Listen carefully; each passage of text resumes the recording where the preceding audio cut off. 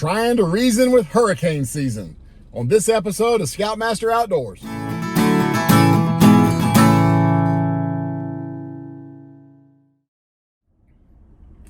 It's Tuesday. That means that we are 2 days away from our departure for the great raft adventure of 2020.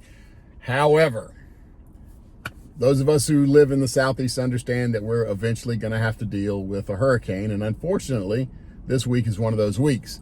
Hurricane Sally has formed in the Gulf of Mexico and is expected to make landfall today down around Louisiana somewhere, and then turn to the east and head straight towards South Carolina, bringing with it tons and tons of rain.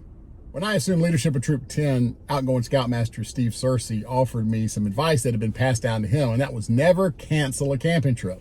Now, part of that had to do with managing expectations. It's on the calendar. This is the weekend we're going to go. But a bigger part of that was that we want to take these scouts and force them out of their comfort zone and put them in a situation that where conditions aren't ideal and teach them how to overcome adversity.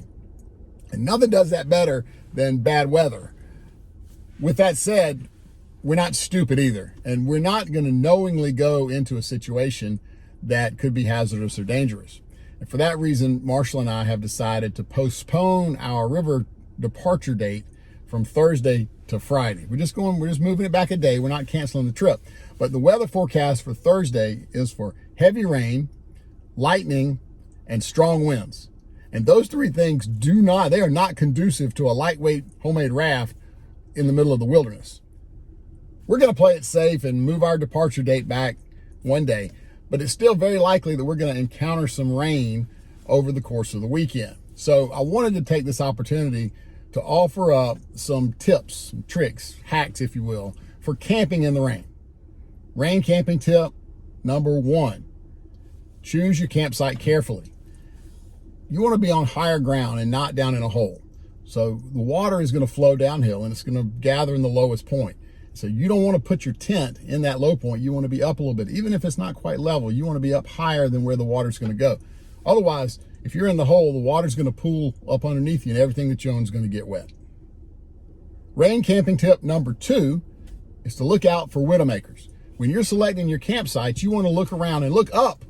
You want to look for dead trees and dead limbs, things that might fall during a storm where there's wind. A dead limb that falls on your tent could potentially kill you.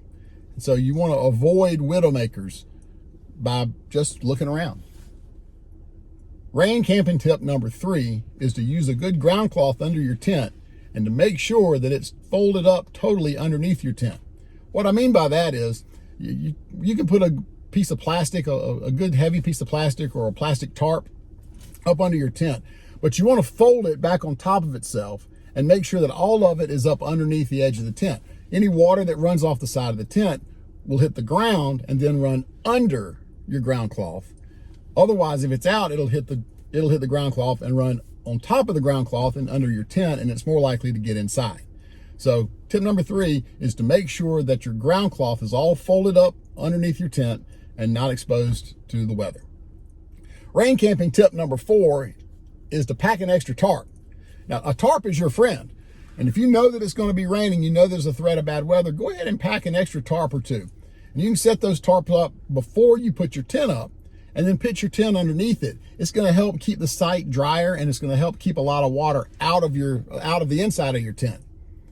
And while you're putting your tent up, go ahead and move pretty fast. Even if it's not perfect, you can always adjust it after it's raining. But if you're setting up a tent in the rain, there's a high likelihood that water's going to get inside and you want to keep all the water outside. So do it quickly and do it under a tarp. Rain camping tip number 5 is to use that tarp and create a vestibule. Once you've got your tent set up, you can take the tarp that you put up above it and move it over to the front of your tent to kind of create a vestibule. And that's going to be a place where you can put wet clothes so they don't come inside, or your gear can all be stored outside your tent. But just move your tarp over, make it to make a vestibule. Rain camping tip number 6 is to use an extra tarp inside your tent. Now you can take an extra tarp and fold it to fit the inside of your tent's footprint and just provide an extra layer, a barrier to the moisture that might come from underneath. The last thing you want to do is to have water inside your tent. And if it's coming from the ground and coming up, you can put a tarp inside your tent. So you've got a ground cloth, you've got the bottom of the tent, and now you've got an extra tarp on top of that to act as a barrier. Rain camping tip number 7 is to be very mindful of the clothing you take. Leave the cotton at home. Cotton fiber is a natural fiber, and it absorbs water and retains it. Fibers like animal fibers like wool don't absorb the water, and the best choice is an artificial fiber like rayon or nylon. So don't bring any cotton clothing to a rainy campsite.